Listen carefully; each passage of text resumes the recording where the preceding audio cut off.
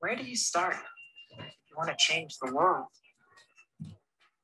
And with everything moving so fast, how do you change it for the better?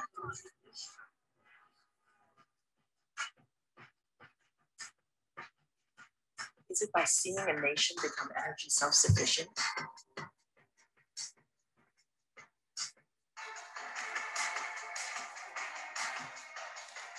Helping charities to be as productive as businesses.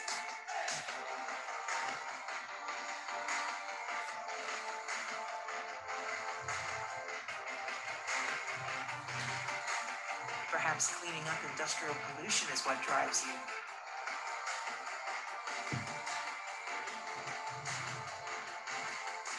Will your legacy be to preserve the past for future generations?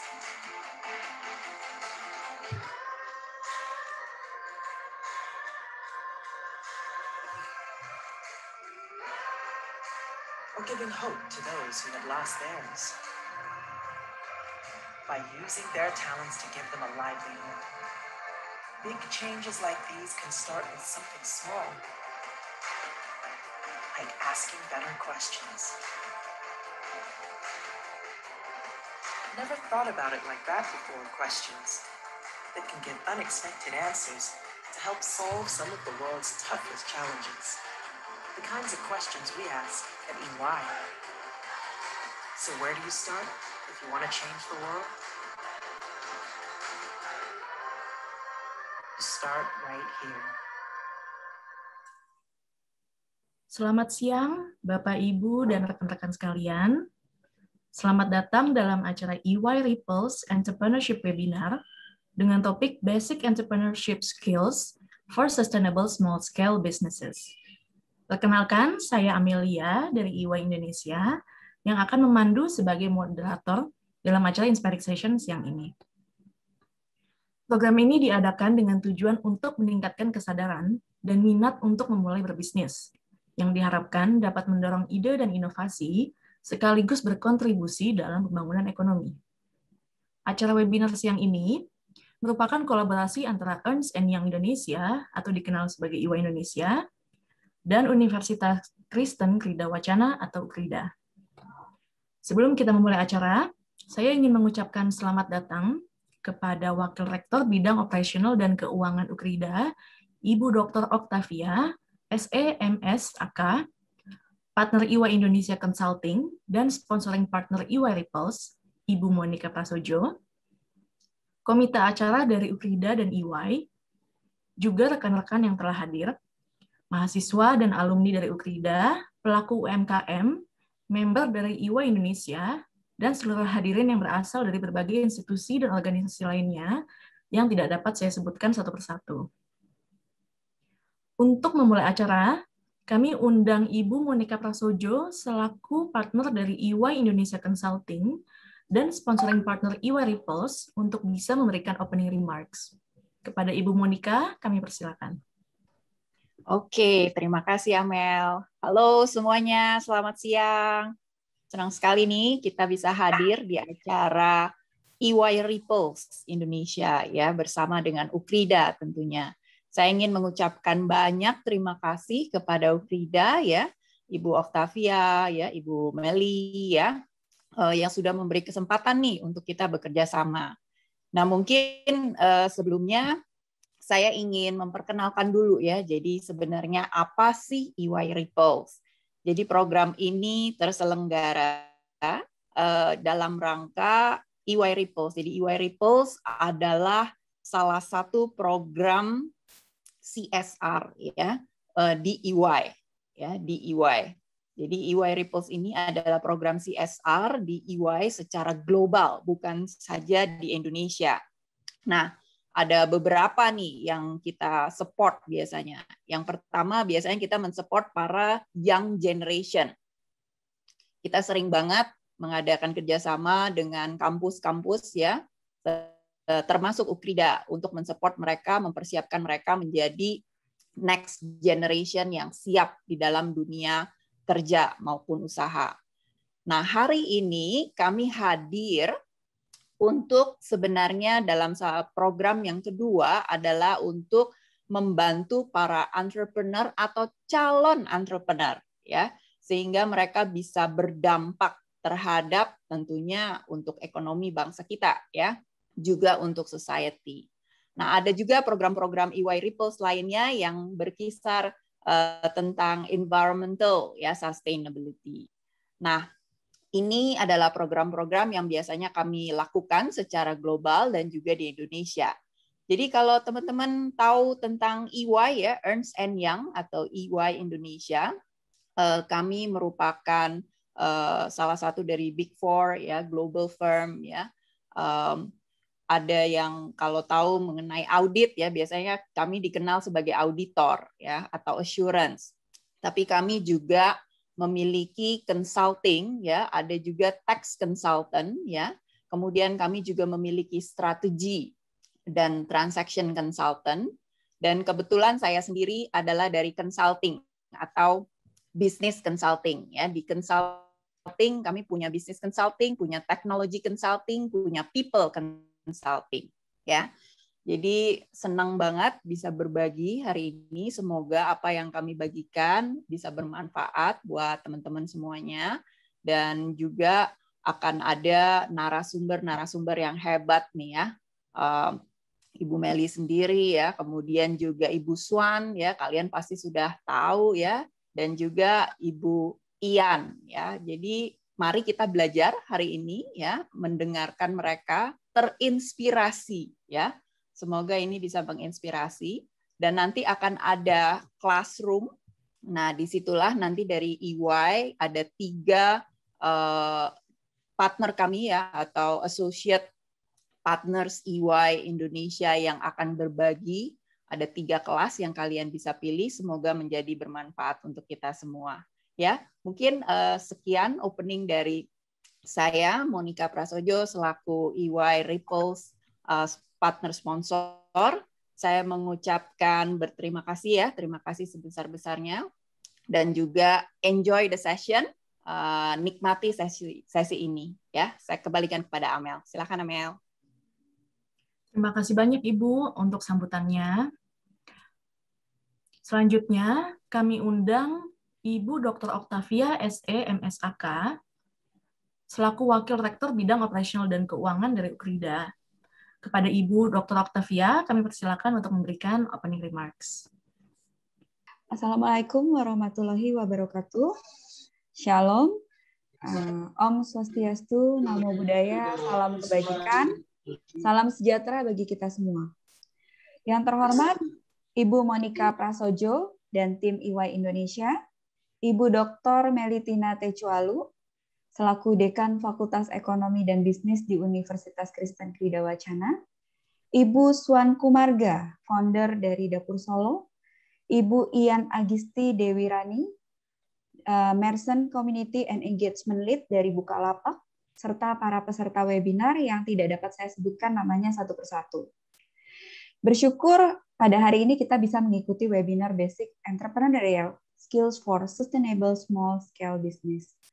Tidak dapat dipungkiri, di masa yang penuh dengan kompetisi ini, diperlukan mental dan juga jiwa entrepreneurship, khususnya bagi para pelaku bisnis. Pada kesempatan ini, kami sangat berterima kasih kepada EY Indonesia atas kerjasamanya yang luar biasa, sehingga pelaksanaan webinar ini dapat terwujud. Kita tentunya mengetahui bahwa reputasi EY sebagai salah satu KAP Big Four di dunia sudah tidak diragukan lagi. UKRIDA pernah mendapat kehormatan besar untuk menjadi mitra EY Indonesia sejak tahun 2018.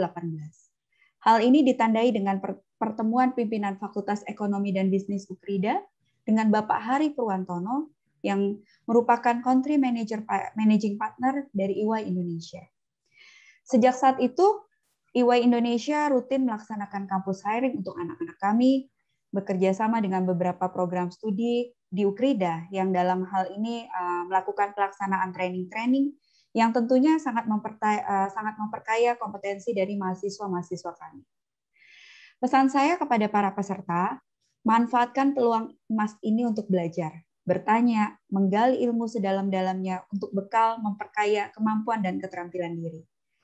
Akhir kata, saya mewakili Universitas Kristen Krida Wacana mengucapkan selamat mengikuti pelatihan buat para peserta, selamat berproses, dan sekali lagi berterima kasih kepada EY Indonesia atas waktu dan kesempatannya. Terima kasih. Terima kasih banyak atas warm welcome-nya, Ibu Octavia. Ya. Oke, kita masuk ke sesi selanjutnya. Saya ingin mengundang semua rekan-rekan peserta ya. Kita akan foto session dulu mungkin. Untuk bisa menyalakan video webcam. Karena kita akan melakukan foto bersama. Ini kita pesertanya sekarang saya lihat ada 500. Jadi dulu-duluan nih videonya mana yang nyala duluan. Panitia dokumentasi mohon bisa bersiap ya. Jadi setiap slide mungkin bisa dibantu capture untuk dokumentasi. Nanti saya akan countdown sebentar lagi, mungkin kita bisa tunggu agar teman-teman semua bisa nyalakan video. Oke. Oke, sepertinya sudah mulai banyak. Oke. Baik, kita akan mulai fotonya. Saya akan countdown ya. Oke. 3, 2, 1. Boleh smile. Oke, boleh sekali lagi ya. Jangan kaku-kaku banget. Yang pakai masker nggak bisa kelihatan smile-nya ya. Oke, kita mulai lagi. 3, 2, 1. Cheers.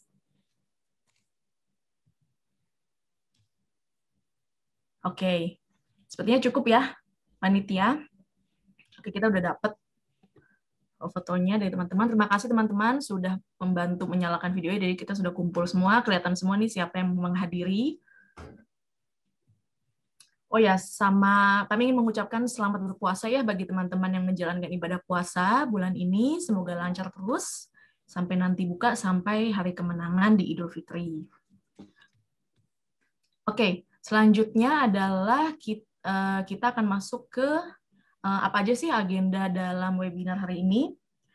Kita ada 2 agenda utama, yakni yang pertama adalah inspiring session yang saat ini akan kita laksanakan. Inspiring session ini nanti akan diisi oleh sharing-sharing dari keynote speaker kita yang berpengalaman dan expert di bidangnya. Setelah itu kita akan masuk ke classroom session, di mana di sini akan lebih teman-teman akan mendapatkan ilmu yang lebih praktikal, yang lebih applicable, yang bisa dilakukan dalam bisnis teman-teman gitu. Lalu untuk selanjutnya adalah saya ingin menyampaikan mengenai tata tertib ya untuk mengikuti webinar ini. Oke, apa aja sih aturannya gitu. Jadi aturan ini bukan untuk mengikat ya, tapi ini untuk mengajak teman-teman peserta untuk bisa aktif, nanti bertanya, memberikan komentar, mungkin sharing juga dalam seluruh kegiatan inspiring session, juga nanti di classroom. Jangan sungkan untuk bertanya. Ini waktu yang sangat tepat untuk nanya apa aja dari hal-hal yang sangat teknis terkait mungkin nanti terkait pajak, finance, atau teknologi, atau mungkin ke keynote speaker kita dalam pengalaman bisnisnya atau pengalaman mengenai produk atau fitur-fitur dari e-commerce-nya begitu. Jadi kalau bisa nanti teman-teman ada 2 pilihan, bisa melakukan memposting pertanyaan dalam chat box atau juga raising hand ya untuk nanti bisa kita pilih untuk bisa menyampaikan komentar atau pertanyaan melalui audio dan video begitu. Jadi jangan ragu ya. Di sini. Oke, selanjutnya kita akan masuk ke live survey melalui Mentimeter. Nah, di sini teman-teman bisa buka dari browser di handphonenya atau dari laptopnya atau desktopnya, buka menti.com dan masukkan kode 10952192. Di posting juga di chatbox ya, jadi teman-teman bisa lihat di situ. Kita pengen tahu nih jawaban dari teman-teman untuk beberapa pertanyaan. Yang pertama, menurut teman-teman apa sih yang harus dimiliki oleh seorang entrepreneur agar sukses? Ya, di sini tidak ada jawaban yang benar dan salah, jadi kita pengen tahu bagi individu, bagi semua teman-teman apa sih resepinya gitu untuk sukses. Apalagi sekarang era teknologi dan kita lagi di masa pandemi yang kayaknya teknologi ini sangat comfortable sekali ya. Kita bisa berpartisipasi, berkontribusi, menjalankan bisnis dimanapun, kapanpun, dan tidak ada batasan jangkauannya begitu. Oke, jawabannya sudah masuk. Ada modal, modal paling gede kayaknya ya. Kita perlu punya modal. Mungkin nanti kita bisa dengar juga ya dari speaker kita, bener nggak sih kita perlu punya modal? Bisa nggak sih tanpa modal kita melakukan bisnis? Lalu ada kreativitas, ada apalagi percaya diri, kepemimpinan, wah bagus-bagus ya. Marketing design, passion, ya passion ini juga kayaknya hal yang sangat penting. Nanti kita dengar juga mengenai passion sebagai salah satu kunci sukses untuk memulai bisnis. Oke. Sudah banyak ya, 98. Mungkin kita bisa next ya ke question number 2. Nanti pertanyaan teman-teman akan tetap ter-record dalam Menti question juga. Jadi keep them coming jawabannya. Pertanyaan kedua adalah teman-teman punya nggak sih sosok entrepreneur yang menjadi inspirasi gitu? Jadi mungkin melihat di sosial media gitu ya, baik dari Indonesia maupun dari luar. Wah ini wirausaha, saya pengen seperti dia nih. Wah dia punya cara seperti ini, bisnis model seperti ini, karakter seperti ini, personality-nya saya ingin seperti dia gitu ya. Wah Elon Musk, ya Bob Sadino. Wah, ini kayaknya berbagai generasi ya dan berbagai industri. Ada Bill Gates, William Tanuwijaya, Warren Buffett. Kayaknya ada beberapa nama yang saya nggak familiar nih mungkin. Oh, ada Kylie Jenner ya. Good. Kayak Steve Jobs, Jack Ma. Ada Sandiaga Uno, Chairul Tanjung, Kaesang. Menarik ya. Ini kelihatan juga jadi teman-teman inspirasinya ternyata bervariasi dan nggak ada pakem satu aja siapa gitu ya. Jadi menarik sekali dari usia milenial sampai usia baby boomers ada semua di sini. Oke, mungkin cukup ya untuk mentinya. Untuk kita efisiensi waktu karena nanti pasti teman-teman udah nggak sabar nih dengar penyampaian dari key speaker kita. Oke, selanjutnya saya ingin mengenalkan sedikit siapa sih yang akan membawakan materi inspiring session ini. Siang ini kita punya 3 sosok wanita luar biasa yang akan sharing dalam keynote speaker kita, sebagai keynote speaker kita. Ada Ibu Dr. Melitina Tekwalu, SEMM, CFP. Beliau adalah dekan dari Fakultas Ekonomi dan Bisnis UKRIDA. Lalu ada Ibu Swan Kumarga, beliau adalah founder dari Dapur Solo, dan ada Ibu Ian Agisti Dewi Rani, beliau adalah Merchant Community dan Engagement Lead Bukalapak. Gitu. Tanpa mulai panjang waktu, mungkin saya bisa perkenalkan lebih dekat lagi, up close and personal, ke pembicara pertama kita, yaitu Ibu Dr. Melitina. Kita akan mendengar sharing dari segi akademis ya dalam lingkup kewirausahaan. Ibu Melitina menjabat sebagai Dekan Fakultas Ekonomi dan Bisnis UKRIDA. Beliau merupakan Certified Financial Planner. Beliau mendapatkan gelar sarjana di HRM dari Universitas Trisakti, Master Degree di Financial Management dari UKRIDA, dan Doctoral Degree di Service Management di Universitas Trisakti. Oke, untuk penyampaian kami persilakan Ibu Dr. Melitina untuk dapat menyampaikan pemaparannya. Terima kasih. Oke. Thank you Amel dan EY, tim EY dan tim UKRIDA yang sudah menyelenggarakan acara webinar ya, sharing session pada siang ini. Saya bisa dikasih akses untuk share screen? Oke. Sudah terlihat ya semuanya? Oke.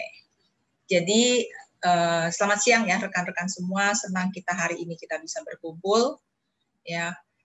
Intinya kami dari akademisi ingin sharing ya apa saja yang sudah dilakukan dari akademisi untuk mensupport program entrepreneur di Indonesia. Ya. Jadi kami akan mulai dari mindset, ya, dari pola pikir.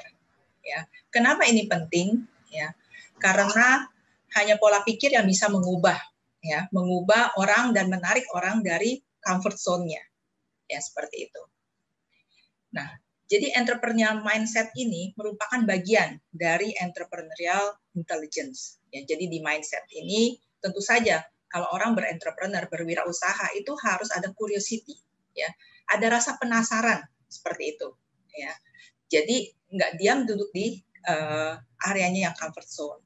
Kemudian selalu mulai dengan kebutuhan. Ya, sekali lagi mulai dengan kebutuhan.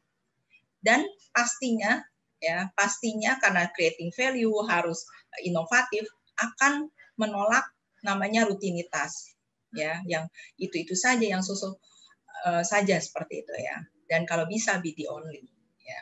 Jadi mindset ini yang kami injek ke kurikulum untuk mahasiswa di Ukrida, ya. Kalau di FEB sendiri kita mengadop kurikulum dari Watwani Foundation, ya, yang sudah skala internasional.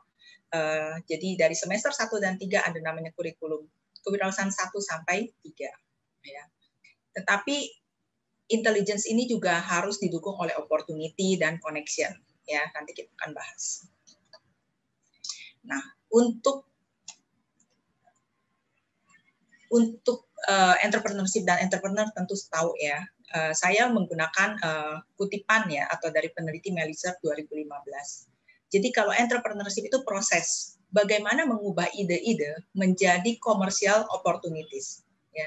Jadi ingat, opportunities atau peluang yang sifatnya komersial, dan jangan lupa selalu ujung-ujungnya creating value, ya.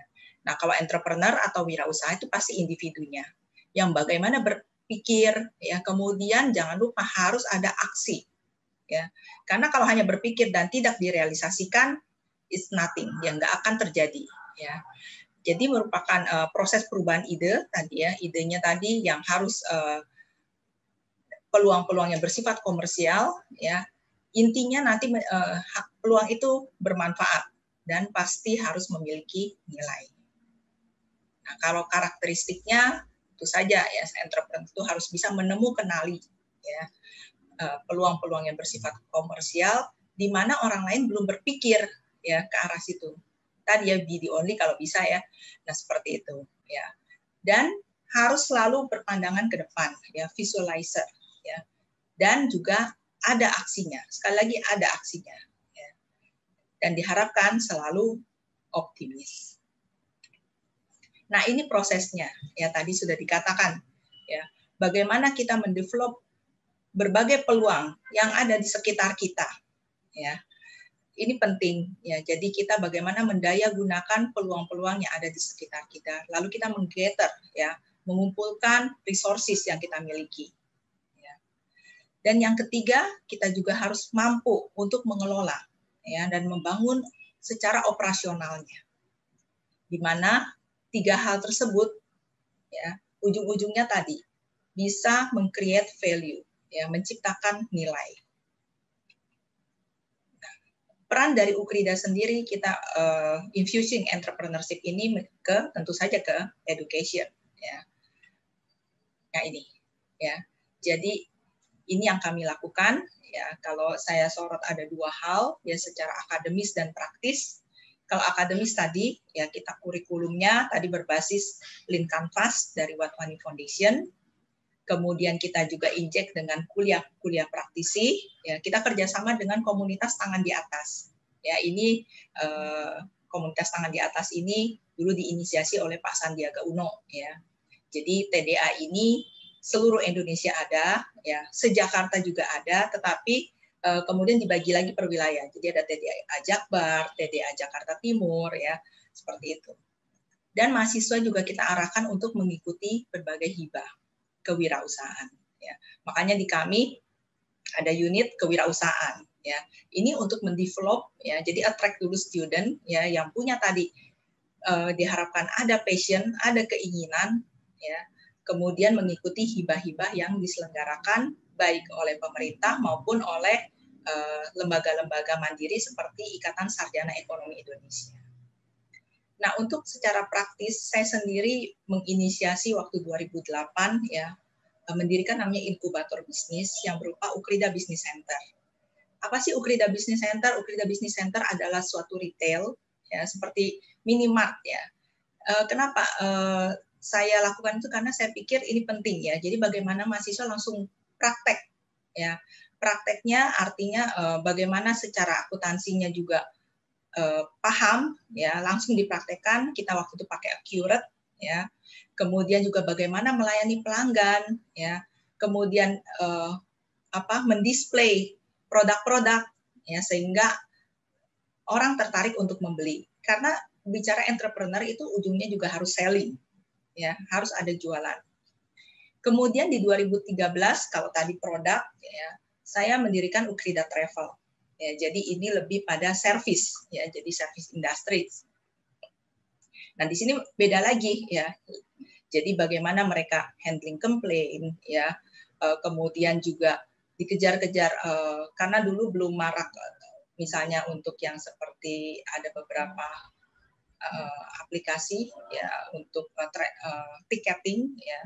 Jadi biasanya orang akan membeli di kita ya tiket, kemudian dari mahasiswa itu belajar bagaimana input, namanya nggak boleh salah. Jadi ketelitian diperlukan dan bagaimana mengembangkan Ukrida Travel tersebut. Ya. Jadi dari semua aspek ya, dari accounting-nya, dari manajemennya, ya, sampai manajemen marketing, operation-nya itu semua dipraktekkan langsung. Dan sebelum pandemi kita lakukan expo ya, jadi expo-nya di internal ya, di Ukrida itu ada junction ya, di junction Ukrida. Kemudian kalau di luar kita kerjasama dengan salah satu mall di Jakarta. Nah ini yang tadi ya, Hibah ini yang baru dapat mahasiswa dari manajemen dan akuntansi ya, kolaborasi untuk membuat suatu platform yang namanya Buddy ya. Nah platform ini on progress juga ya, jadi mewadahi antara pengajar dan murid ya untuk mengembangkan skill ya. Jadi jualan informal education seperti itu ya. Dan mereka ini mendapat hibahnya lumayan ya dari Pegadaian, sponsornya, dan Ikatan Sarjana Ekonomi Indonesia. Nah ini adalah contoh-contoh yang mahasiswa saya gerakan untuk mereka berani ekspo keluar kampus ya. Jadi dibagi per kelompok dan ada yang jadi IO-nya dan ada juga yang jadi membuka booth-booth untuk berjualan. Ya. Dan mereka harus mendesain tentu saja event ya, event di mall tersebut. Kenapa? Supaya attract pengunjung ya, visitor itu penting ya. Gimana kalau nggak ada pengunjung? Nah, yang mereka lakukan adalah membuat waktu itu perlombaan ya, Mobile Legends ya. Jadi ini mereka lakukan, ini juga inisiasi mereka semua ya. Jadi dosen-dosen ya, dosen-dosen ini ada dosen yang juga dulu ketua unit kewirausahaan mendampingi dan mengawal ya, seperti itu. Nah, jadi kalau saya katakan kita ini semua harus punya goal. Apa itu goal? Yaitu grab your opportunity and action with love ya. Harus dengan hati, harus dengan kasih, harus dengan cinta apapun yang kita lakukan. Jadi kita harus dengan sepenuh budi bekerja untuk melayani sepenuh hati. Ya. Kutipan yang sangat saya suka itu do what you love and love what you do in God's way. Jadi ada pakemnya. Ya, kita nggak sembarangan juga kita melakukan apa yang kita suka dan kita suka apa yang kita lakukan, tetapi semuanya in God's way dalam kepercayaan apapun. Ya. Nah, sebagai penutup, ini mungkin yang saya bisa sharingkan ya. Jadi ada puisi karya. Kenapa karya? Karena nama Ukrida sendiri adalah berfirman bagi kemuliaan nama Tuhan. Jadi ada karya di situ. Ya. Jadi Tuhan di sini sifatnya universal tentu saja. Ya, kita pasti berbuat sesuatu yang terbaik untuk Tuhan kita. Jadi karya ini ya saya persembahkan. Teruslah berkarya nyata tanpa henti. Menjadi anak bangsa yang berintegritas dan mandiri. Sesuai dengan visi misi kami. Turut serta membangun negeri Indonesia tercinta, Ibu Pertiwi. Sekian dan terima kasih ya, thank you EY dan Ukrida dan partisipan semuanya, UMKM, mahasiswa, ada guru-guru juga dari sekolah ya. Semoga ini bermanfaat dan membuka insight kita dan bisa menambah jumlah entrepreneur di Indonesia. Tuhan memberkati pelayanan kita semua. Salam sehat dan sukses selalu. Terima kasih. Thank you, Ibu Melitina, atas pemaparannya yang sangat menggugah. Mungkin kalau bisa sedikit saya sampaikan kesimpulan ya dari penyampaian Ibu Meli, bahwa institusi pendidikan memiliki peran penting untuk menumbuhkan dan mengembangkan potensi wirausaha muda melalui berbagai platform pendukung. Dan tentunya dengan memaksimalkan platform atau wadah yang disediakan oleh institusi, mahasiswa punya kesempatan untuk terus mengasah passion, menjalin network, mendapatkan perspektif baru dalam perjalanan entrepreneurship-nya. Gitu ya. Sekali lagi terima kasih Ibu Meli untuk selanjutnya. Thank you. Tadi saya belum menyapa Ibu Monica, thank you juga. Yes. Okay. Sama-sama Bu Meli.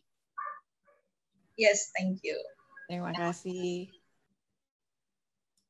Baik, untuk selanjutnya kita akan masuk ke pemaparan dari keynote speaker kita yang kedua, yaitu Ibu Swan Kumarga. Ya, kita akan mendengar dari Ibu Swan sebagai pelaku bisnis.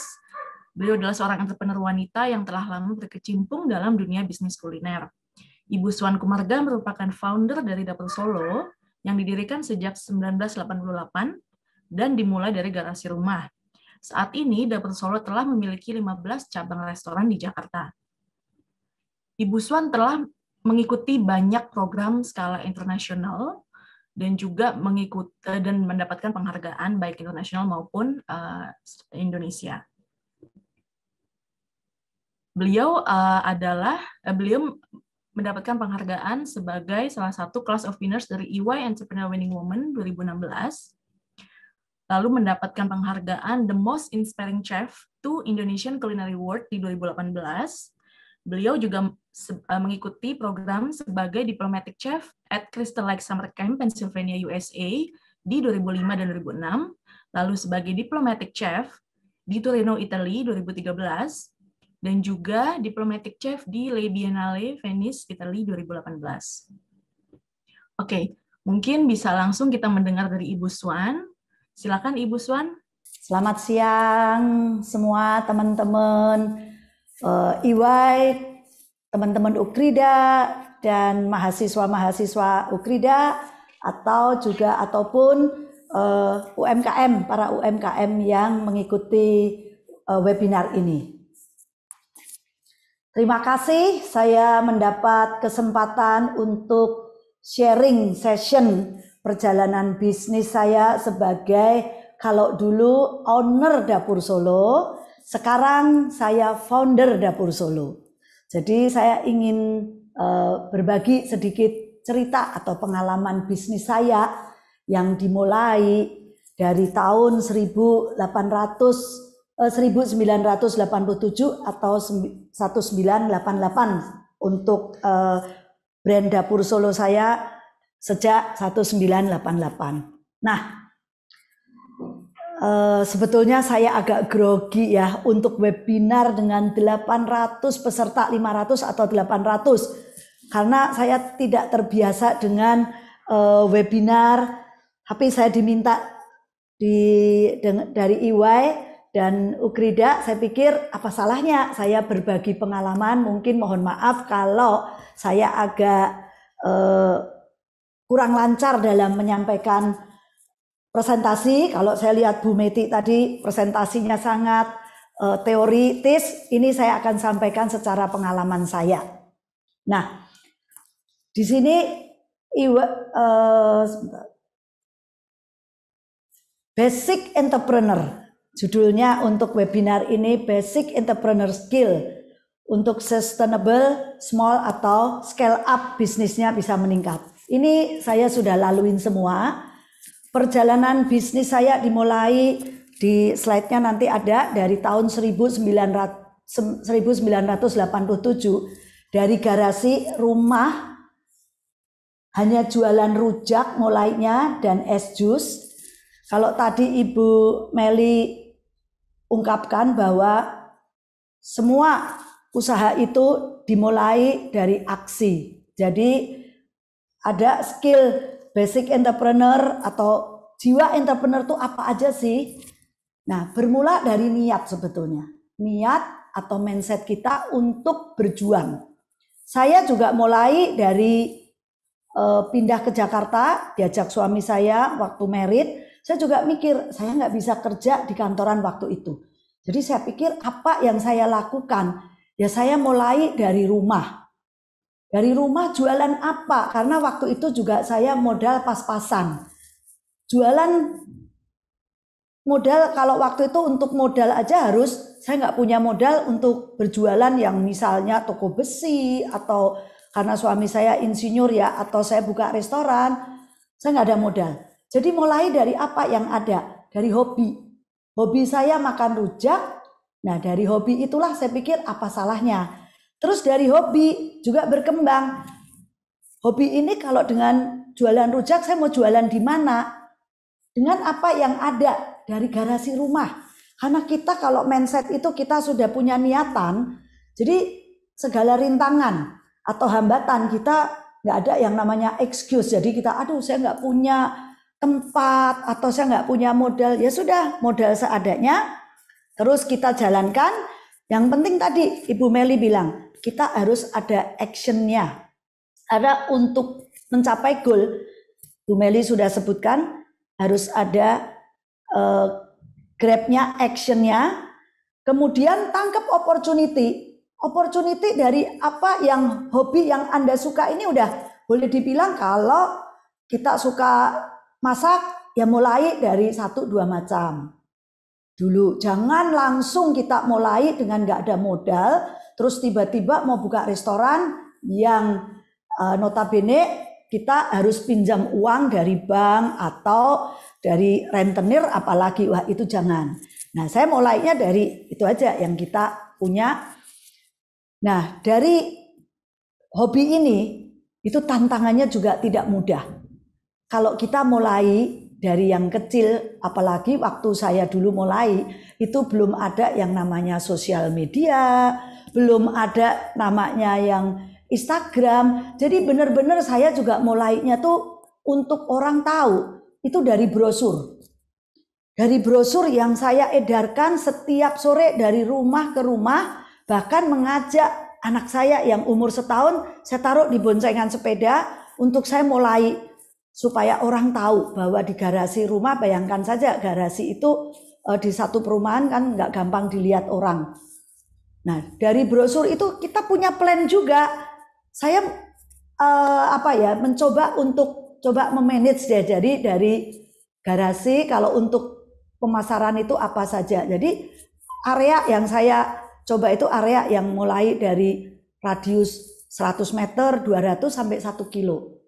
Nah itu pun juga tidak mudah mulai dari yang kecil. Karena setiap kita mulai usaha dari awal itu setiap 3 bulan atau maksimal 6 bulan itu pasti ada turun naiknya. Itu seperti roller coaster. Saya alamin sendiri sampai kurang lebih 3 tahun. Baru usaha itu mulai kelihatan begitu. Nah, jadi buat yang teman-teman atau ini mahasiswa yang akan berbisnis, kalian jangan berbisnis itu mindsetnya tuh wah bisnis itu enak nanti untungnya gede daripada kerja. Enggak loh. Kalau mulai dari kecil biasanya nanti akan ada roller coaster tuh 3 bulan, 6 bulan itu turun naik. Nah pada saat turun naik itulah itu mindset kita yang diuji, kreativitas kita juga diuji. Apalagi ini yang kita akan lakukan untuk bisnis saya eksis atau untuk bisnis saya ini bisa maju. Nah ini tantangan. Nah, setiap tantangan itu kita harus hadapi, jangan kita takut menghadapi tantangan. Nah, itu yang saya lakukan sampai kurang lebih bisnis saya itu tahun ketiga mulai maju, kemudian mulai timbul masalah dari tetangga yang mulai nggak suka saya jualan di garasi karena menghambat pintu-pintu mereka yang kalau mereka mau masuk rumah sudah terhambat oleh customer-customer saya yang mulai berdatangan. Itu dari garasi aja saya bisa mendatangkan orang-orang kantor setiap siang bisa makan di garasi. Nah dari mana? Ya itu tadi kerja kerasnya itu menyebar brosur. Kalau sekarang enak mahasiswa atau UMKM yang mau mulai usaha bisa dari HP aja sudah bisa ya, kalau dulu belum. Nah sampai tahun ketiga saya mulai usaha saya di ruko. Nah itu kemajuan. Nah dari ruko saya kemudian bisa buka cabang. Nanti ada perjalanan bisnis saya yang saya nggak usah ceritakan. Dari 90 sampai 2005 itu saya di ruko. 2005 saya bisa membuka cabang. Sampai akhirnya tahun 2016 saya sudah merintis kurang lebih hampir 30 tahun. Usia saya sudah mulai 57. Nah, saya sudah mulai rasanya memang usia itu tidak bisa dipungkiri. Kalau kita usia sudah mulai 50 itu ternyata benar apa yang dibilang kalau pensiun di 55 atau 57 itu ternyata saya alami. Padahal waktu saya muda, namanya saya kerja nggak ada waktunya. Jadi kerja itu benar-benar saya bukan kerja selama 8 jam tiap hari. Karena 8 jam itu adalah umum kalau kita kerja di kantoran. Kalau entrepreneur biasanya kalau kerja itu pasti lebih dari 8 jam. Saya biasa bekerja dengan waktu yang kurang lebih 12 sampai 14 jam setiap hari. Dan itu saya alamin sampai 30 tahun akhirnya saya juga merasa agak jenuh. Setelah saya bersama suami saya waktu itu ikut gabung di bisnis saya tahun 2007. Jadi Dapur Solo berkembang. Bisa buka cabang dari 1 ruko, kemudian kita bisa sampai tahun 2015 15 cabang. Nah, pas tahun 2000 kurang lebih 2016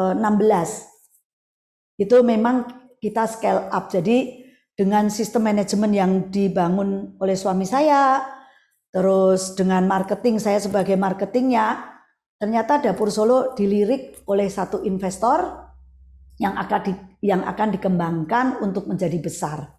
Jadi tahun 2018 Dapur Solo saya sudah bukan owner tapi founder, dan Dapur Solo menjadi kurang lebih sekarang bukan 15 lagi tapi sudah hampir 30 cabang untuk di Jakarta. Nah, semua perjalanan ini memang tidak sedikit waktu ya. Waktunya cukup hampir 32 tahun. Nah, ini semua yang saya singkat di sini. Jangan berhutang kalau memulai usaha, mulai dari apa yang kita suka, kemudian jangan berhutang, setia dengan prosesnya. Yang ada di slide ini itu saya sudah alamin. Saya sudah lakukan. Saya masih ada berapa menit, Ibu Mar?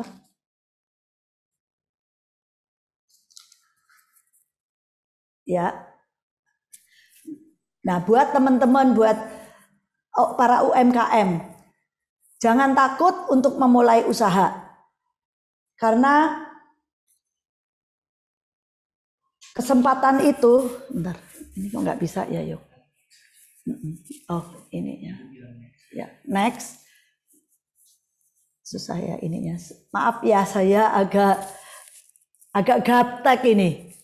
Nah, ya ini yang yang slide. Nah, ini saya yang ketiga, saya kerjakan semua sendiri. Yang ini semua yang saya udah.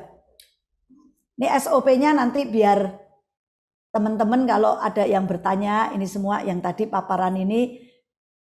Kalau ada yang kurang jelas, mungkin nanti bisa bertanya langsung ke saya. Nah, udah yuk, ya. Masih ada berapa menit ya, Ibu? Ibu Anas? Bisa lanjut saja, Bu. Oke. Ya, lanjut saja. Ya, nah sekarang ternyata di masa pensiun saya ternyata orang kalau sudah biasa bekerja itu saya nggak bisa diem ternyata. Nah, pada saat kemarin tahun 2020 pada saat pandemi melanda, kemudian saya terpisah dari keluarga saya yang kebetulan sekarang ada di luar negeri karena lockdown. Saya bisa membuat satu studio karena kebetulan saya nenek-nenek ini juga nggak bisa diam.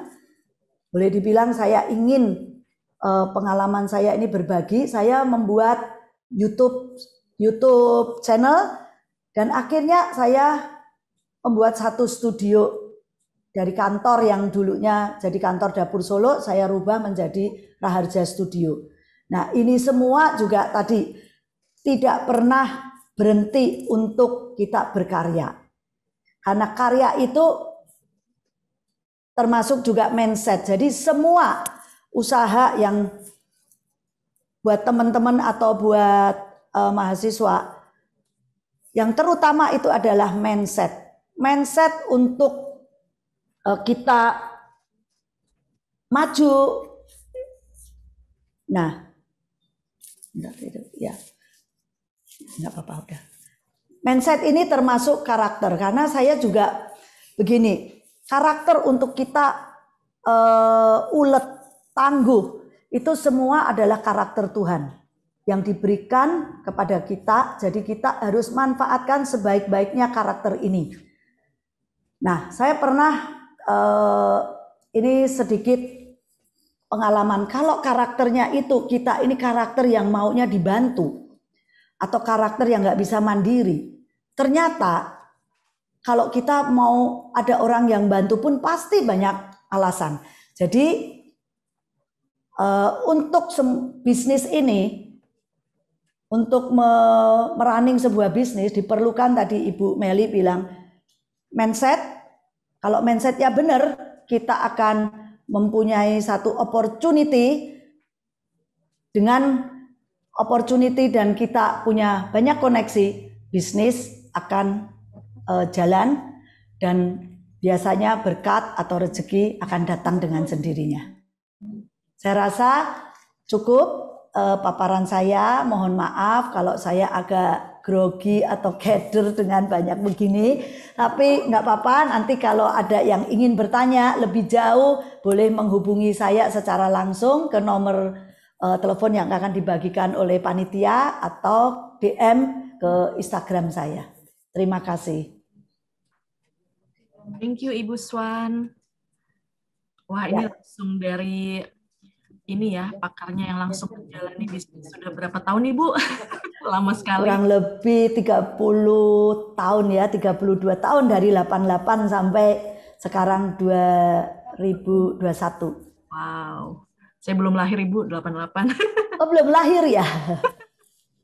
Nah, ini 3 hal terpenting dalam bisnis F&B. Ini menurut saya, rasa itu nomor 1. Kalau kita nggak bisa masak atau biasanya rasa ini nomor 1 untuk menentukan F&B. Kita harus punya standarisasi rasa, kemudian servis dan kebersihan ini juga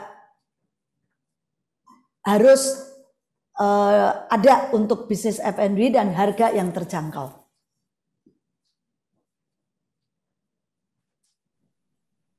Baik.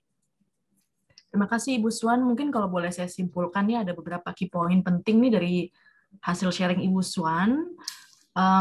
Kunci sukses memulai bisnis yang bisa diaplikasikan di bidang bisnis apapun, tidak hanya F&B.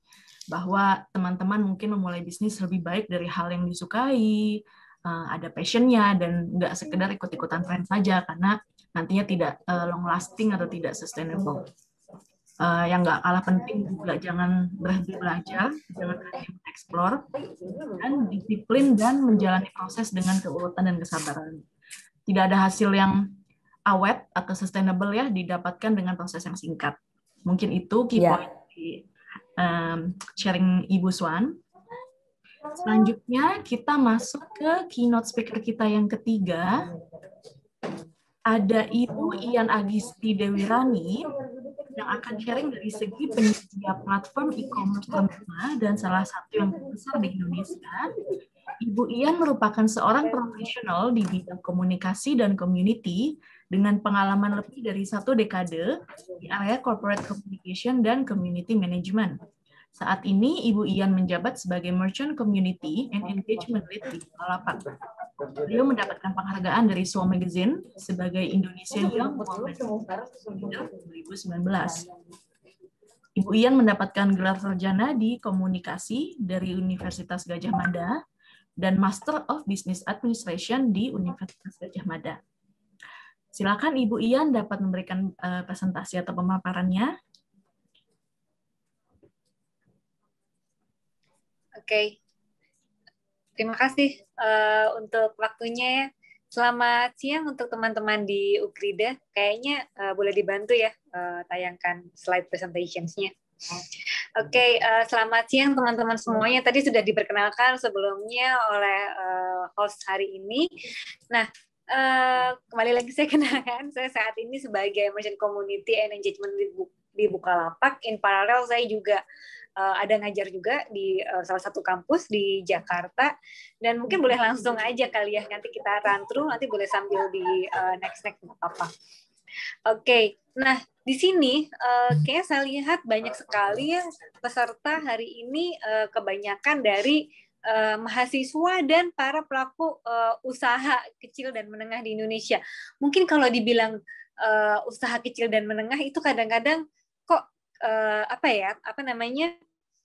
emang usahanya benar-benar kecil. Kecil apa sih? Nah, mungkin kadang-kadang orang beranggapan kalau usaha kecil dan menengah itu dia yang sangat kecil sekali. Tapi sebetulnya di sini saya lihat trennya gitu ya, teman-teman. Mungkin boleh di next. Saya lihat teman-teman di sini selain menjalankan bisnis yang masih kecil, juga lebih banyak yang sudah memulai bisnisnya dan menjadi seorang wirausaha baru seperti itu. Di sini sebetulnya apa sih yang menjadi benefit gitu ya dari semakin banyaknya para wirausaha baru di Indonesia, dan di sini mungkin konteksnya adalah ketika teman-teman ini menjalankan bisnis lain. Tadi saya dengar dari pengalamannya Ibu Swan gitu ya. Tadi Bu Swan kasih testimoni, kalau sekarang tuh enak banget gitu ya. Kalau dulu Bu Swan bisa memberikan menjalankan bisnisnya itu dimulai dari garasi rumah. Kalau sekarang modal handphone aja itu teman-teman sudah bisa menjalankan bisnisnya gitu ya. Sampai belakangan saya sempat lihat tuh ada meme-meme gitu ya di sosial media. Pokoknya kamu harus kerja keras sampai kamu dikira punya apa sih yang lagi rame itu babi ngepet gitu ya, sampai kamu disangka orang itu punya babi ngepet di rumah padahal kamu di rumah aja. Nah, mungkin gambarannya kalau orang punya bisnis online itu seperti itu gitu. Dan memang kita punya orang-orang yang menjalankan bisnis online ini ya, itu memiliki kontribusi yang sangat banyak. Ada yang pertama memperluas lapangan kerja, kemudian memperluas upaya inklusi keuangan pada pemerintah gitu kan, kemudian memberikan keuntungan finansial juga, yang terakhir juga mendukung kesetaraan sosial termasuk kesetaraan gender gitu. Nah, kalau kita lihat tren berjualan yang ada di Indonesia saat ini itu diprediksi akan terus naik gitu ya, di mana pembeli digital di Indonesia akan meningkat 1,2 kali pada tahun 2025, dan pendapatan seluruh online shop di Indonesia itu diprediksi juga akan meningkat hingga 3,7 kali pada tahun 2025. Di sini bisa dilihat bahwa tren penjualan online itu semakin lama semakin tinggi, dan kita bisa lihat nih, kita bisa belajar dari tahun 2020 ya, hal yang tidak diduga-duga gitu ya oleh masyarakat seluruh dunia itu terjadi di 2020, dan kita melihat gitu ada beberapa perubahan tren yang terjadi di 2020 awal tahun gitu ya, Januari Maret tahun yang lalu gitu ya, masih normal-normal aja gitu kan. Sempat terjadi panic buying gitu di bulan Maret 2020. Kenapa? Karena memang kita di Indonesia diketemukan kasus COVID-19 yang pertama kalinya.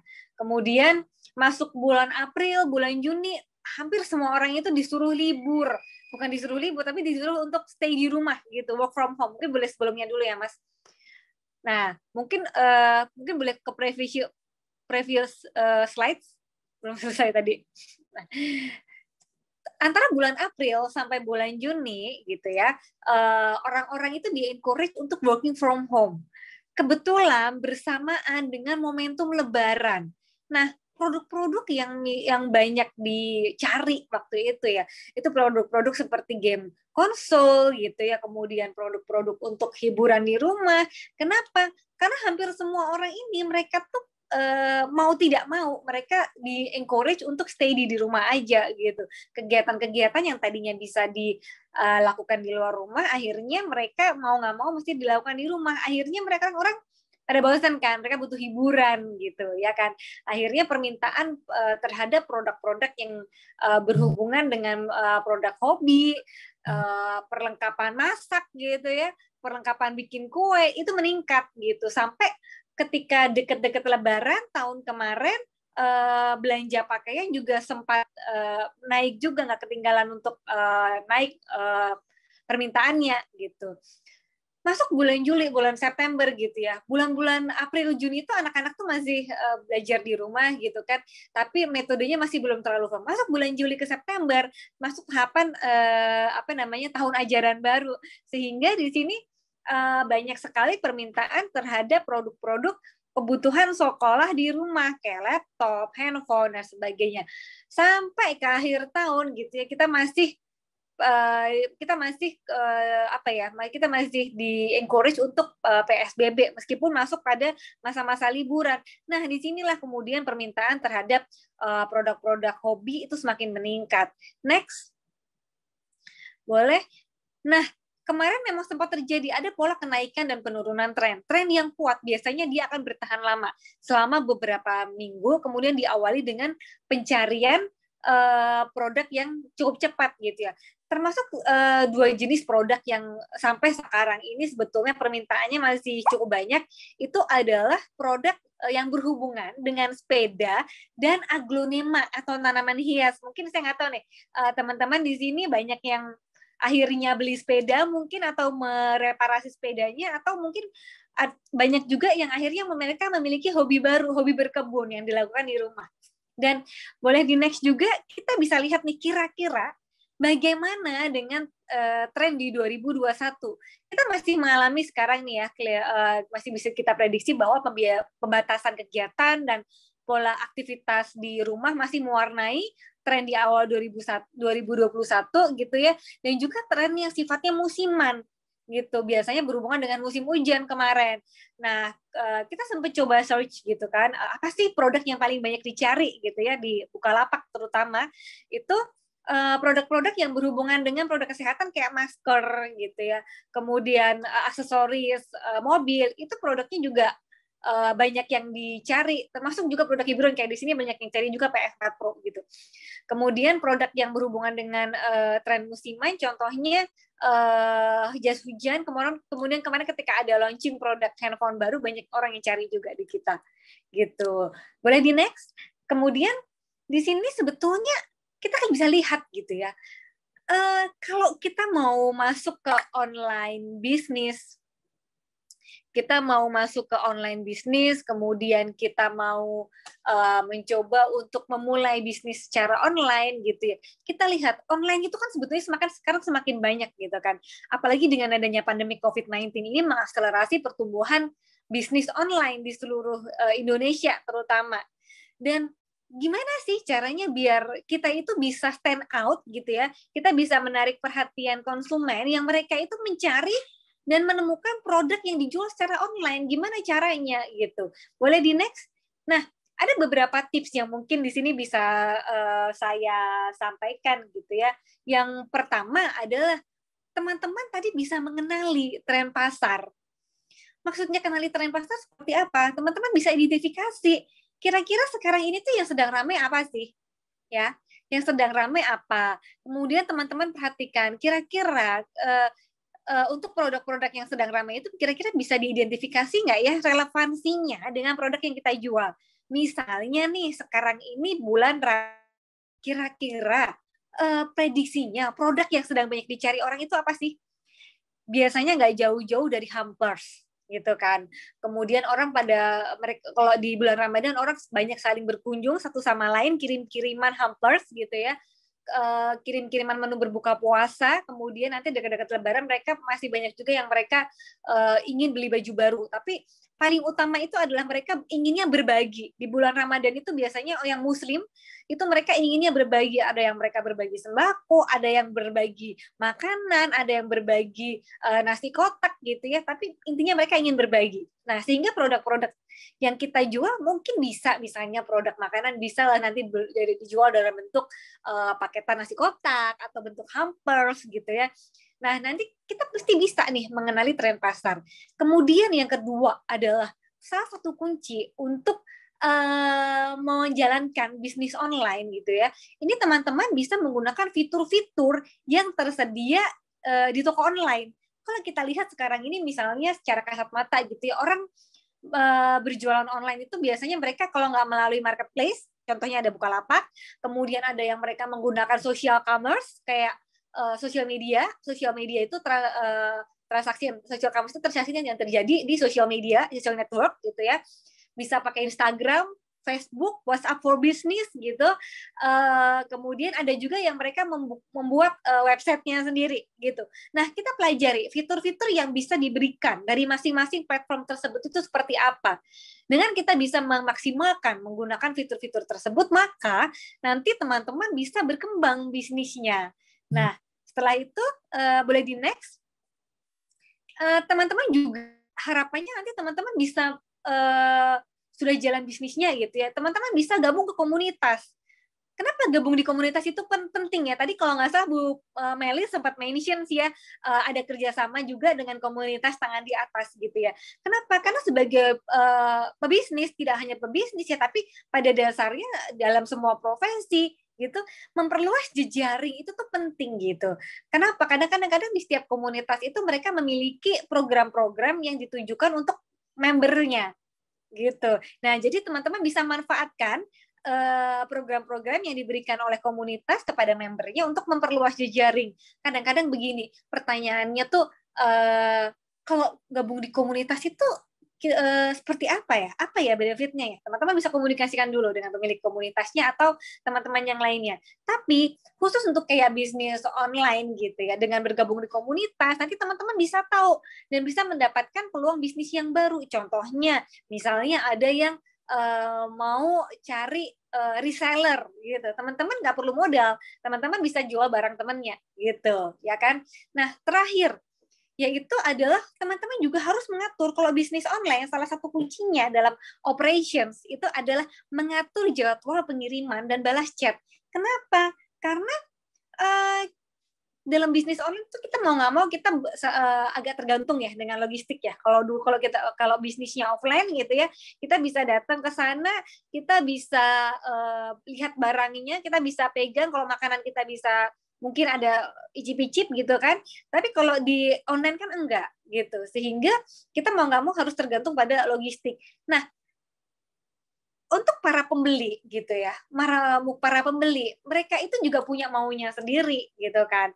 Nah, kadang-kadang salah satu metode yang mereka bisa pergunakan dalam berkomunikasi itu adalah fitur chat, sehingga teman-teman bisa bisa memaksimalkan fitur chat dan memaksimalkan jadwal dalam membalas pesan dari customer teman-teman begitu.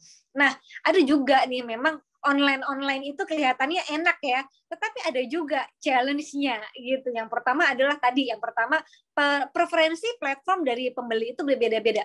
Ada pembeli yang dia lebih senang beli di marketplace karena ya udah nggak perlu babi bu gitu ya, barangnya udah ready stock nih, masih ada barangnya tinggal klik beli transfer beres. Tapi ada juga yang mereka lebih senang pakai social commerce gitu. Nah, kenapa? Karena mereka lihat, kalau di Instagram itu dia bisa kasih foto lucu-lucu gitu misalnya. Fotonya cantik-cantik, saya bisa tahu nih, teman saya kayaknya juga pernah beli di sini, soalnya dia follow. Nah, ada fitur networking di situ. Kemudian yang kedua, challenge-nya adalah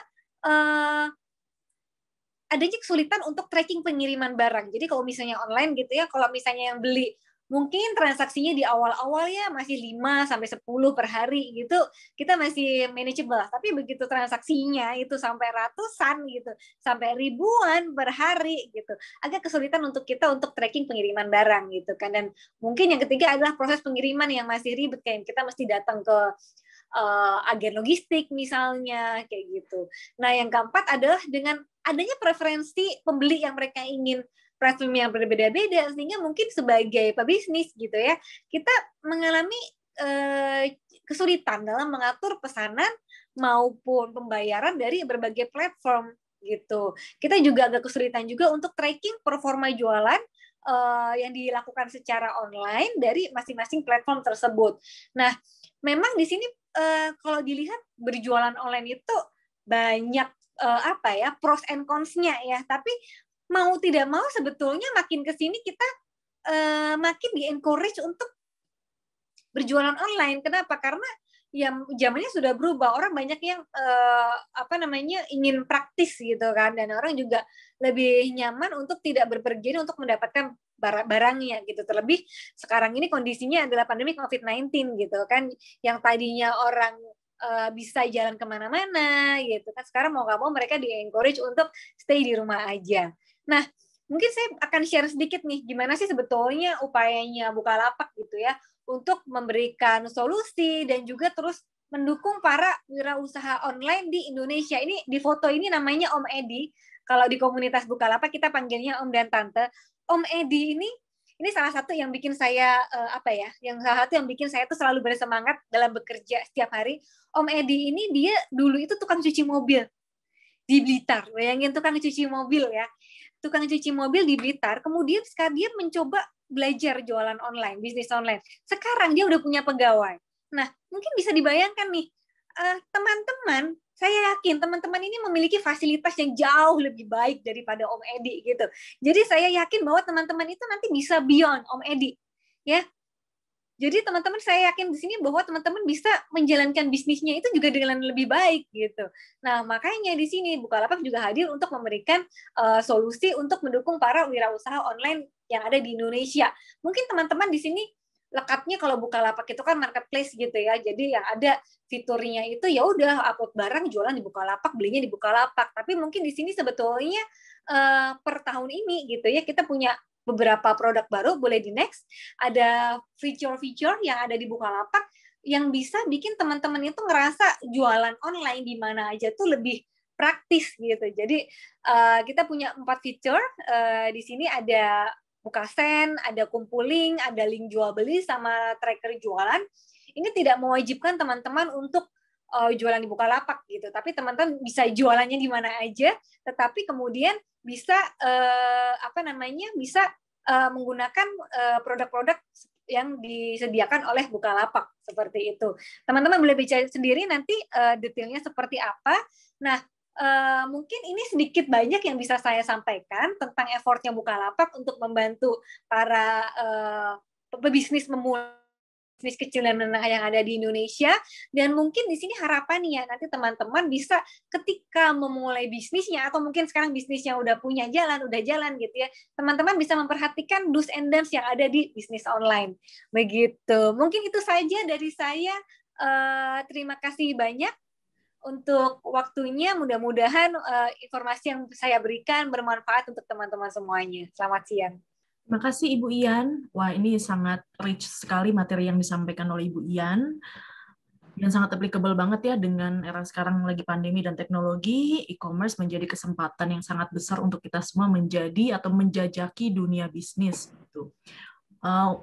Untuk saya mungkin sampaikan sedikit key point dari penyampaian Ibu Ian, bahwa dalam berbisnis di era teknologi dan di masa pandemi seperti ini, kita harus belajar dari tren yang berkembang dan memperhatikan sekeliling kita. Apa sih yang sedang digandrungi pasar? Jangan lupa kita harus terus memperluas network, bergabung dengan komunitas untuk mengenali peluang bisnis yang baru. Selain itu juga yang tak kalah penting adalah mengenali fitur dan produk e-commerce untuk memaksimalkan manfaatnya.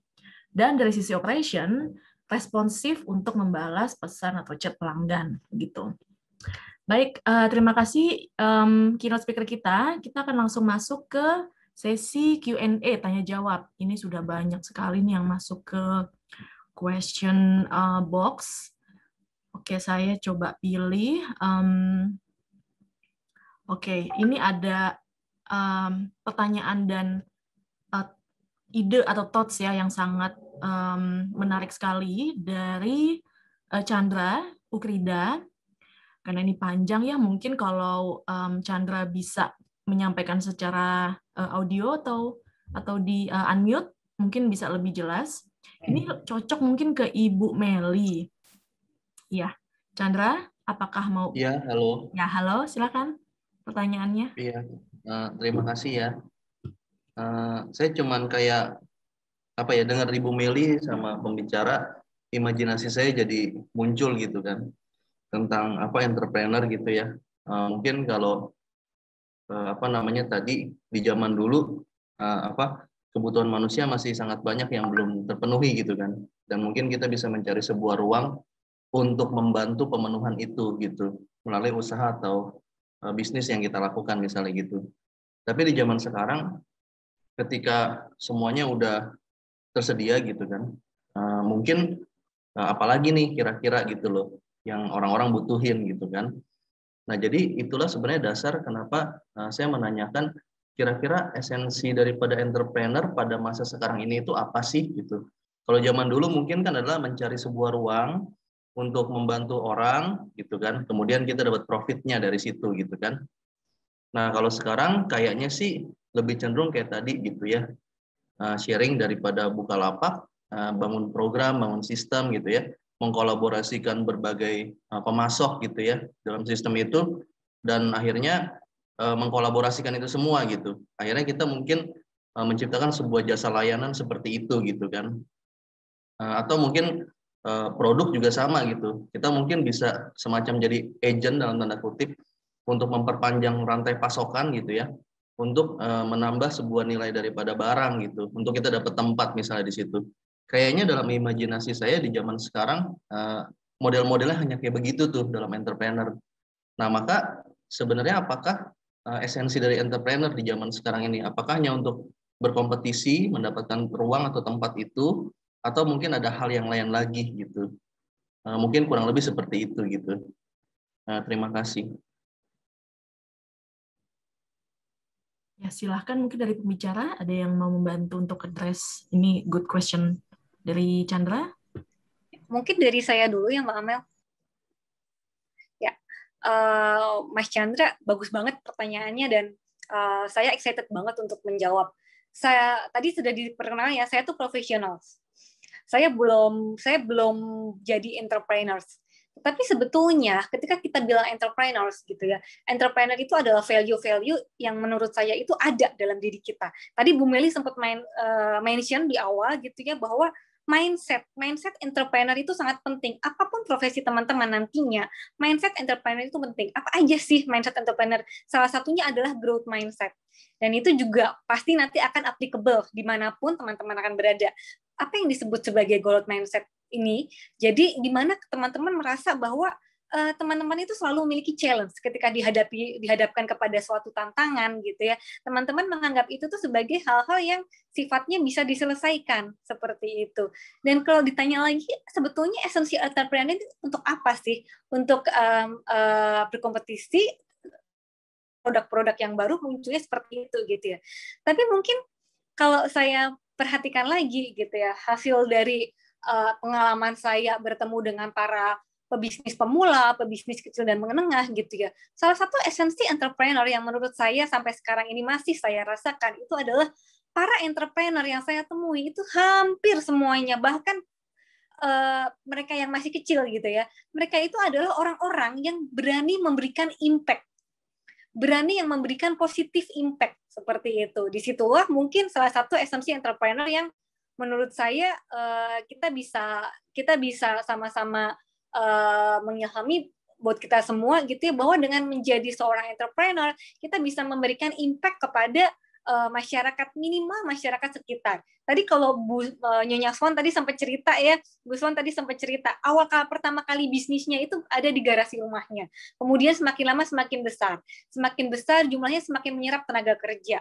Nah, saya ini juga termasuk salah satu langganan ya Dapur Solo gitu ya. Kebetulan saya orang Jogja gitu ya. Jadi kalau misalnya saya pas lagi pengen cari makanan-makanan Jawa, saya larinya ke FX atau Lipo Mall Kemang gitu ya, saya cari Dapur Solo gitu. Nah, apa sih impact-nya? Impact-nya itu kadang-kadang hal-hal yang tidak bisa teman-teman ukur gitu. Impact perasaan dengan memiliki bisnis, memiliki bisnis, kemudian teman-teman bisa memberikan benefit kepada sekitarnya gitu ya. Kemudian teman-teman bisa membuat orang lain bahagia. Mungkin itulah yang menjadi salah satu esensi dari entrepreneurship yang ada sekarang ini gitu. Jadi not only for getting the profit but also giving the impact, so it will be more sustainable for the business itself. Gitu Mas Chandra. Ya, mudah-mudahan terima menjawab. kasih. Ya, terima kasih ya Bu Ian. Jadi kayaknya lebih fokus ke arah spiritual daripada material kalau zaman sekarang gitu ya. Untuk SDG misalnya UN gitu ya, kayak gitu-gitu ya. Mesti balance sih Mas, mesti balance. Oh, okay. Karena kalau misalnya roda perekonomian di perusahaan nggak terjaga, gimana caranya kita bisa kasih impact, ya kan? Ya, gitu. Ya, salah satu cara untuk kita bisa bikin impact adalah dengan menjaga roda perekonomian di dalam organisasi kita itu berjalan dengan baik gitu. Ya, terima kasih Bu Ian. Ya. Baik, thank you Mas Chandra, terima kasih Ibu Ian. Kita move ke pertanyaan selanjutnya ya, karena waktu kita juga mepet nih untuk kita harus mulai classroom session nanti. Selanjutnya kita punya pertanyaan untuk sebentar saya cek lagi, Ibu Swan. Nah, Ibu Swan ada pertanyaan nih dari Caroline Angel dari Ukrida. Ibu, saya mau tanya, kalau berhutang itu tidak disarankan, bukannya nanti bisnis kita jadi kurang berkembang ya? Semisal ada pesanan dalam jumlah besar, tapi nggak ada modal. Bukannya itu malah perkembangan usaha kena impact-nya. Terima kasih Ibu Swan, sehat selalu Ibu. Dia terinspirasi untuk selalu bekerja keras dari Ibu Swan. Silakan Ibu. Ibu maaf masih mute mikrofonnya.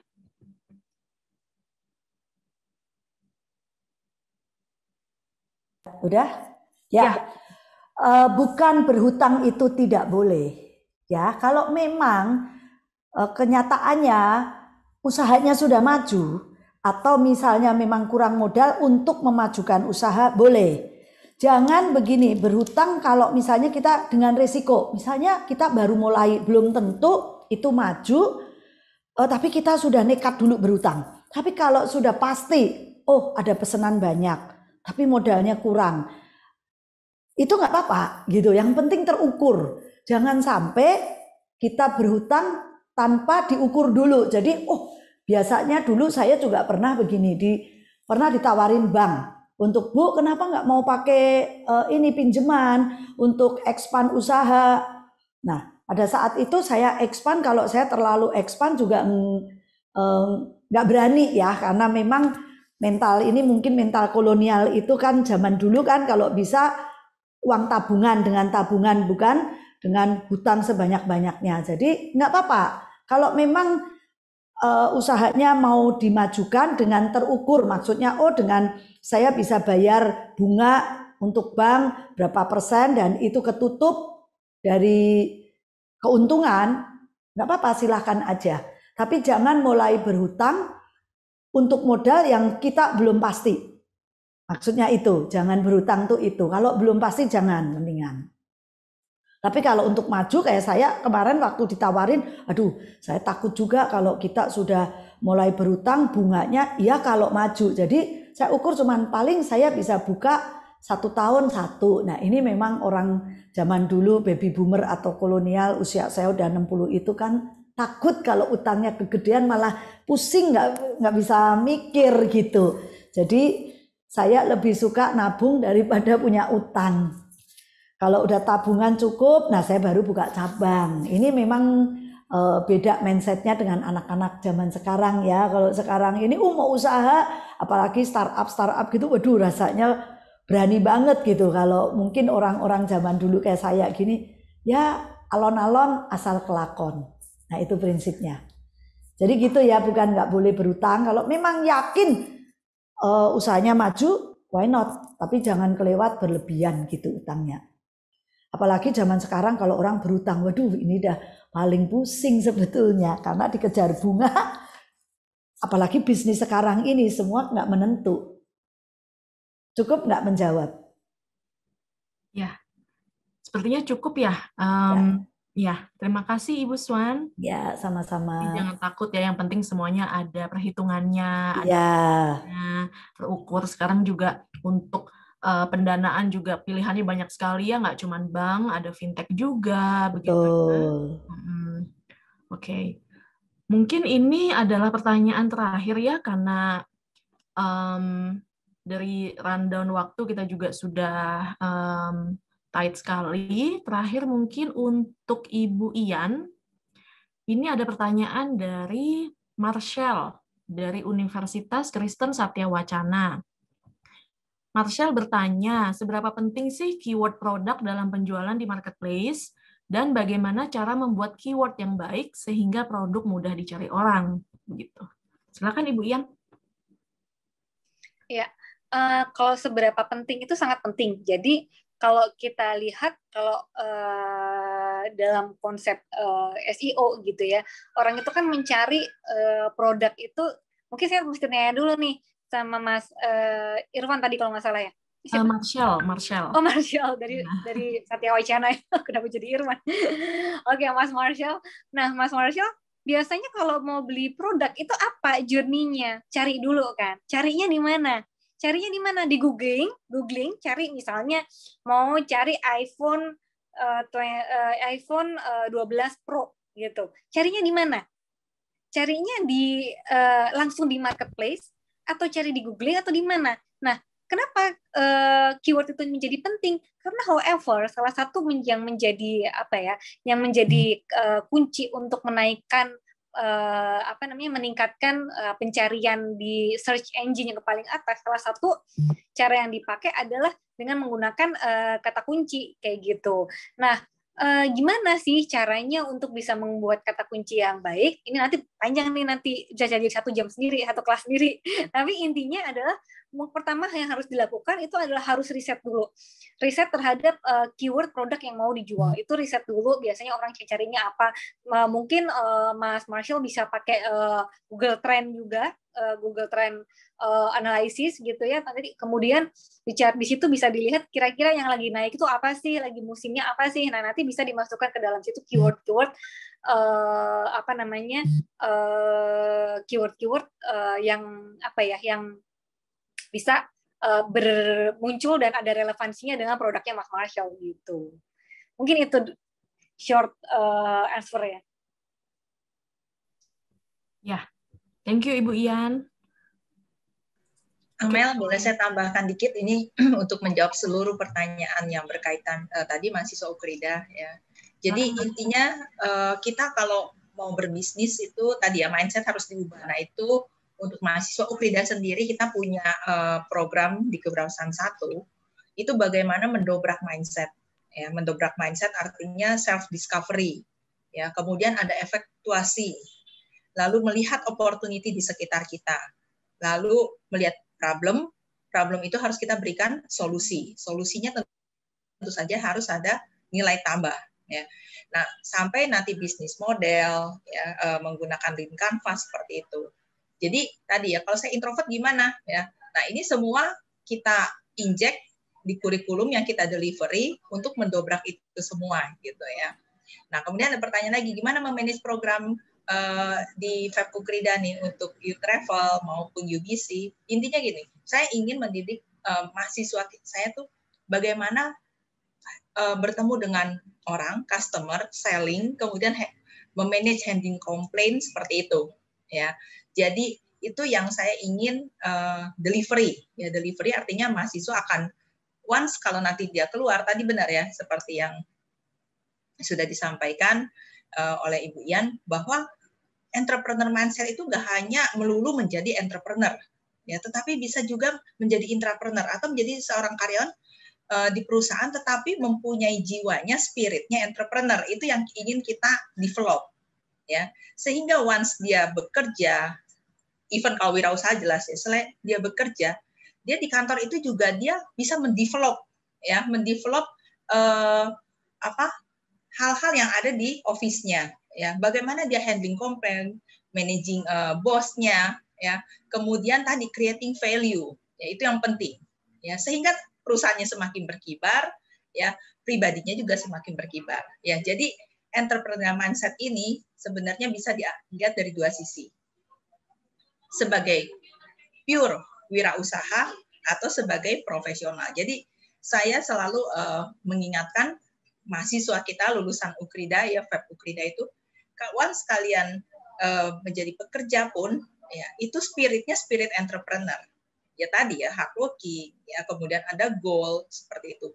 Lalu apapun harus melayani dengan sepenuh hati. Apapun yang kita kerjakan tentu saja harus dengan sungguh-sungguh, dengan ketulusan, tentu saja dalam pakemnya yaitu in God's way. Seperti itu, ya. Semoga ini menjawab juga. Kemudian kalau yang pertanyaan gimana memulai bisnis, ya pandemi ini memang kita harus switching, ya. Jadi misalnya saya ambil contoh ya, saya dapat sharing dari salah satu member TDA. Dulu menjual variasi mobil, ya pandemi ini sepi. Lalu apa yang dilakukan? Dia menjual frozen food misalnya, ya, menjual alat-alat kesehatan, ya, entah masker, hand sanitizer. Dan kita nggak usah sulit-sulit, ya susah-susah membangun marketplace sendiri. Sudah banyak kok, contohnya Bukalapak. Ya, kita bisa menjadi seller di sana kan. Banyak sekali marketplace yang memudahkan kita menjadi seller, ya. Jadi seperti itu. Intinya kolaborasi juga penting. Kita nggak usah pusing-pusing kita berkompetisi menjadi red ocean, ya, berdarah-darah seperti itu. Tetapi kita harus mengadop namanya blue ocean strategi, ya, strategi laut biru. Nah seperti itu, mahasiswa pasti paham lah ya mengenai blue ocean strategi. Itu saja, Amel. Thank you. Ya, melengkapi seluruh pertanyaan ya, Ibu Meli. Semoga, oh ya, nanti untuk pertanyaan yang belum terjawab, mohon maaf juga nih karena waktunya terbatas, nanti akan dibantu oleh tim dan nanti mungkin akan dijawab melalui email atau chat. Semuanya sudah kami data, jadi jangan khawatir. Dan terima kasih juga atas partisipasi dan pertanyaan, komentar yang masuk dari partisipan semua. Semoga pemaparan dari keynote speaker kita siang ini bisa bermanfaat dan bisa langsung diaplikasikan dalam memulai atau menjalankan bisnis ya. Oke, mungkin saya akan closing untuk sesi inspiring session kita. Saya mau mengucapkan terima kasih kepada keynote speaker kita, Ibu Ian, Ibu Swan, Ibu Meli, atas waktu dan penyampaiannya yang luar biasa menginspirasi kita semua dan membuat kita semakin semangat dalam melakukan perjalanan entrepreneurship. Begitu. Oke, mungkin bisa kembali ke slide. Ya, selanjutnya setelah ini rekan-rekan jangan leave dulu. Jadi kita akan lanjut ke classroom session yang sudah dipilih oleh rekan-rekan. Classroom sessionnya ada apa aja sih?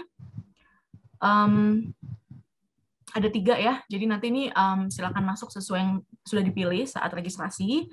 Kelas pertama adalah mengenai bagaimana merancang model bisnis praktis untuk usaha kecil yang akan disampaikan oleh Bapak Anugrah Pratama selaku EY Partner Indonesia Strategy and Transactions Associate Partner. Di kelas ini rekan-rekan akan mendapatkan pembahasan mengenai cara membangun model bisnis yang baik yang bisa diterapkan dengan proposisi nilai yang jelas sehingga dapat memenuhi kebutuhan dan prioritas pelanggan dengan tepat. Lalu ada classroom kedua dengan topik melakukan akuntansi atau pembukuan dasar yang akan disampaikan oleh Bapak Nathanael Albert selaku EY Indonesia Tax Services Partner. Di kelas ini nanti rekan-rekan akan mendapatkan mengenai ilmu mengenai teknik pembukuan dasar dan akuntansi sederhana yang dapat diterapkan untuk kelancaran bisnis rekan-rekan. Dan terakhir adalah classroom 3 dengan topik pemanfaatan teknologi dan mengelola risiko untuk bisnis kecil. Disampaikan oleh Bapak Robi selaku EY Indonesia Consulting Services Partner. Di sini akan dibahas mengenai cara mengelola risiko bisnis yang umum ditemukan dalam UMKM dan bagaimana pemanfaatan teknologi untuk mengembangkan bisnis rekan-rekan. Oke, nanti tanpa panjang waktu lagi, teman-teman yang memilih Classroom 1 bisnis model bisa stay di room sini, jadi tidak perlu klik link yang sudah diposting di chat box. Jadi untuk Classroom 2 dan Classroom 3, silakan mengikuti link yang sudah tersedia di chat box, begitu. Oke, sudah jelas ya. Nanti kalau ada pertanyaan, rekan-rekan ada technical issue dan sebagainya, panitia siap membantu di chat box. Silahkan juga raise hand untuk langsung ngomong juga tidak apa-apa. Oke, dengan demikian saya tutup acara inspiring session kita siang ini. Sekali lagi terima kasih atas partisipasinya. Selamat siang dan selamat mengikuti sesi Classroom oleh EY Indonesia.